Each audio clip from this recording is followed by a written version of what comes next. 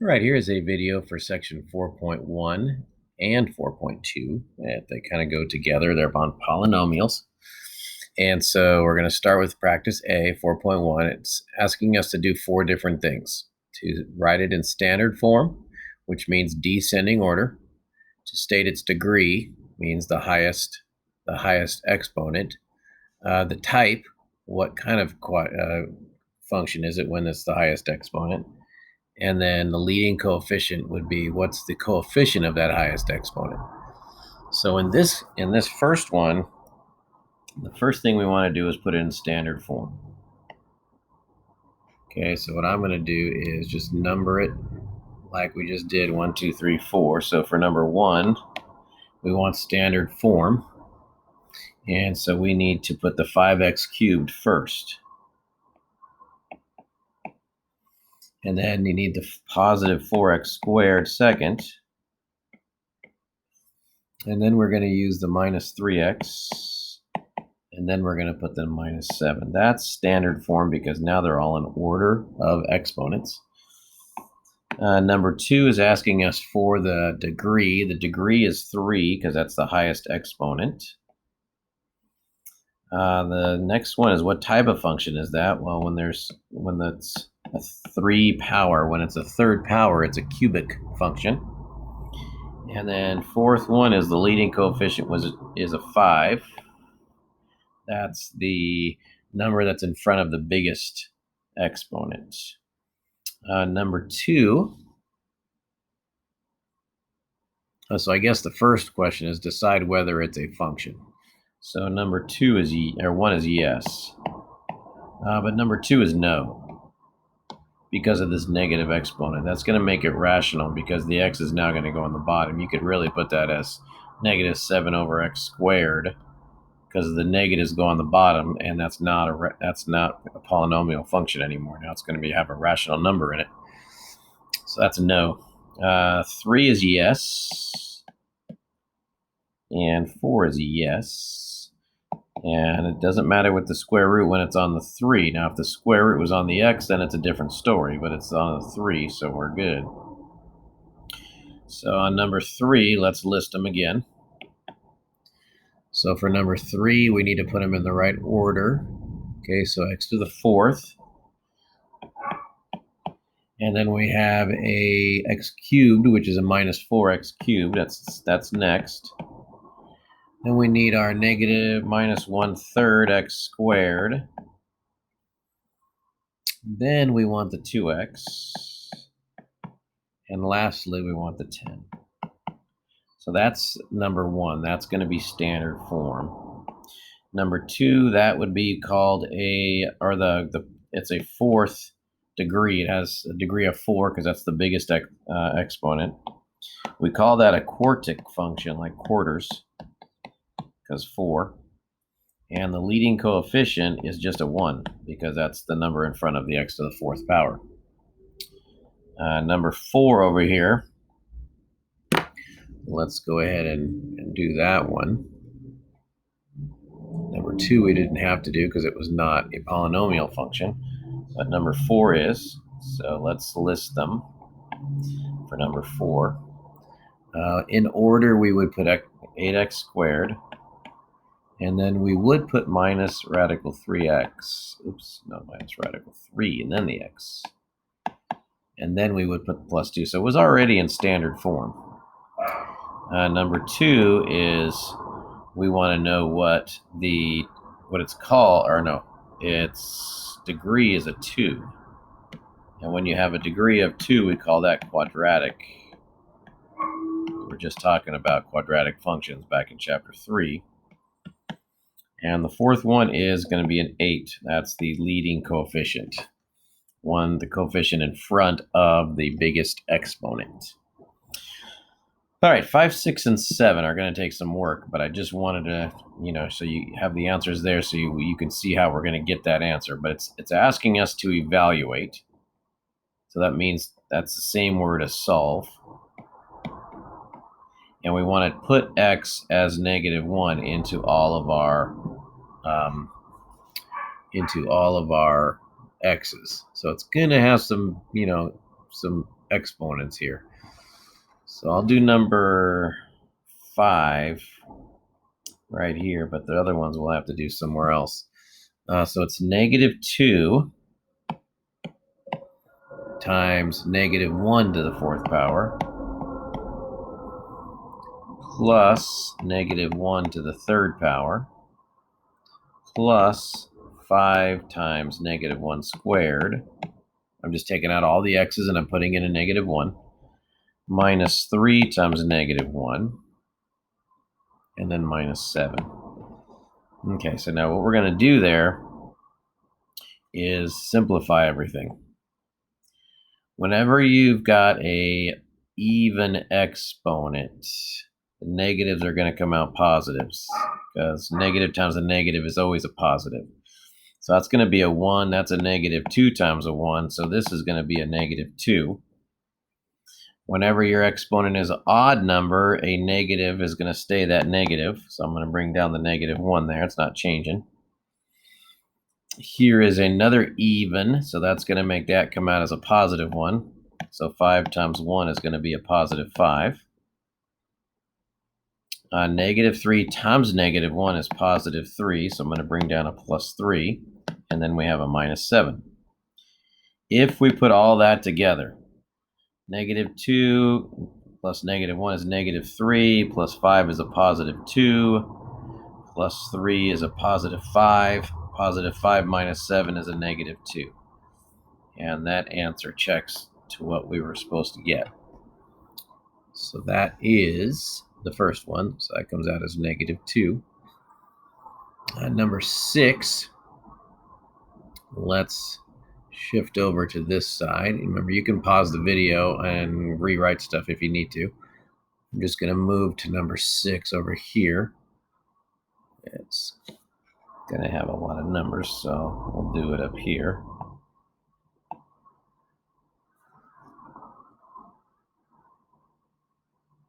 There we are. Make sure you can see it. Okay, x is a -6. So we have 5 times -6 to the 4th power minus 2 times -6 to the 3rd power plus 9 times -6 minus 10. So there's 4 terms there. We're going to take out all the x's and put in a -6 for each one. Now remember, when it's an even number, it's going to come out as a positive here. But we're going to need to do 6 to the 4th power. So I've got my scientific calculator over here. And I'm going to do 6. Oh, wait, let's get rid of that.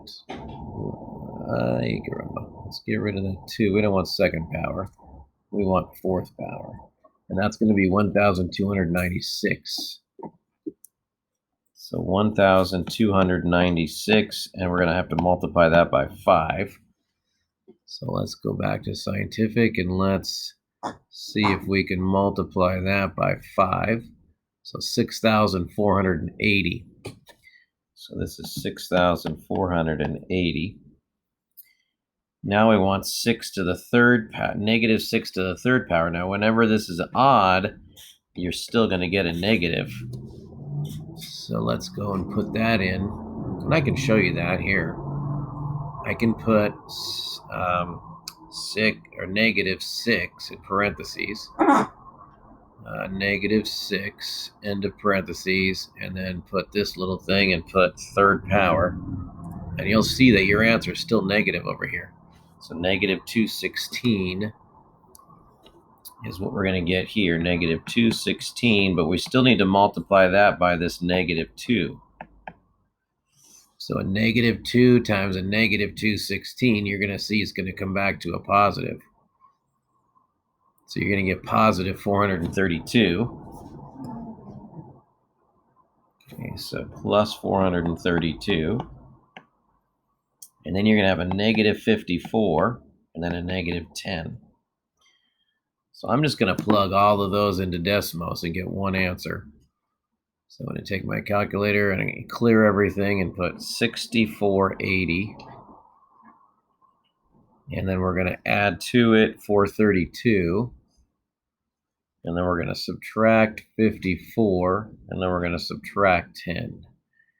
And you can see we end up with 6848, which is what we were supposed to end up with. So we did, and that's 6848. That's what you get when you put all those together. All right, so if you do the number 7 if you want, I'm not going to do that one, but your answer will be 15,671. It's just the same. You're just plugging in and using a calculator. So I'm going to stop there. Okay, let's go 8, 9. We're going to skip. So let's go to 10 through 13. We're going to do a screenshot on the graphs. So there's a Google Doc button right below the worksheet that's going to give you this paper right here, and you're just going to paste a screenshot. So now you need your Desmos graphing. And we're going to plug in the first graph, which is x to the 4th minus 2. Now, these could be weird-looking graphs. X to the 4th power. And then we need a minus 2. Okay, so this one is not exactly like the V shape because it's got a flat part down here at the bottom. And you can see some of the answers are listed on here, but not too many of them. But you can see where this curve is. So that's your x to the 4th minus 2. You'll get your screenshot, however you do, if you snip it or use your screenshot button. And then you can just control paste that there. So that was 10, 11. Let's X that one out, type in 11. X cubed, so y equals X, and I'm going to do the cube third power, shift 6, or you can go down to the little keyboard and do the exponent. Minus 2x and plus 3. You can kind of see what cubic graphs are going to look like. They're going to go up, and then they're going to come down, and then they're going to go back up. So they're going to be increasing as they get up to this 4.8089 number, and then they start to decrease. So, and then they go down to here, and then they start going back up again. That's if you were to plug in and make a table of values for that. You would see that they would be increasing to here and then decreasing because of the cube power. That's what happens when you have a third power. So let's screenshot that graph and paste that over here. And then 12 is, it's another cubed. So let's go y equals negative x to the 3rd power. Then we've got, because we're going to put that first in standard form, plus the 2x squared. So I'm going to do the x squared. I do shift 6 to get the x squared, and then plus 3. And you can see these are just some transformations. It's up 3 units right there because of that plus 3. But you can see it's the same kind of deal. This time it's going to come down first, then be moving up, and then coming back down because it's a cubic function, cubed function. So I'm going to screenshot that one and move it into here. And then last but not least, 13. Let's graph that one. And let's see, x to the 5th power, another odd number here. X to the 5th. And then we got negative 2x cubed.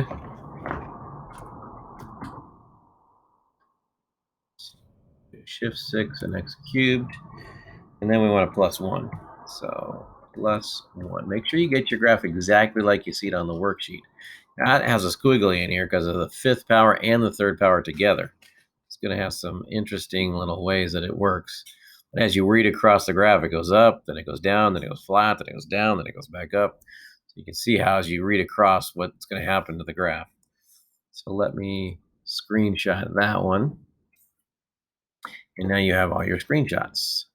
So just turn that one in on the with your picture of your notes. That takes us to the last one. We're only doing 13 here. So describe the x values for which the function is increasing, decreasing, positive, and negative. So 4 different things. 1 increasing, 2 decreasing, 3 positive, 4 negative. So the function is increasing once you get greater than 3. So here's 3 right here, and now it starts to go up. The function is decreasing anytime you're less than 3, it's going to be going downward. The function is positive between 2 and 4, it's going to be above the x-axis. Between 2 and 4, it's above the x-axis. And it's negative between 2 and 4 also. So less than 2 is positive, greater than 4 is positive. But when you're between 2 and 4, that's when you're going to be negative. Now it's below the x-axis, so this is negative down here. So that's just how the graph is described. You're just supposed to kind of describe it. When is it increasing, decreasing? When is it positive, negative? Okay, so that's section 4.1. I'm going to do a second video for section 4.2.